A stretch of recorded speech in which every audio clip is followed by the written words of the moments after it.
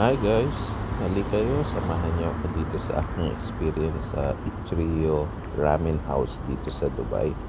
O nga pala, malapit lang sila sa may Port Rashid at 2nd December Street. O nga pala, ako ay inassist dito ni Ate Esa. Bait nung crew nila, tinuruan nila ako kung paano mag-order, ano mga specialty nila. At dito ako pumesto sa may individual area nila. Ayan, dito. Ang sinelect ko pala nila dito is yung red ramen nila.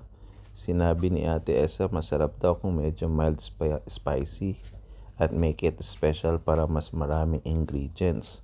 So after ko ng selection, ito pinigay ko na sa may curtain directly from their kitchen. Mababait din yung mga crew na nasa loob. Nire-repeat nila yung order mo just to make it sure. Then after about maybe around I think about 5 minutes, ayun, bumukas na yung curtain. Ayan, sarap. Sa mukha pa lang, masarap na. Sana ma-enjoy ko ito. Enjoy!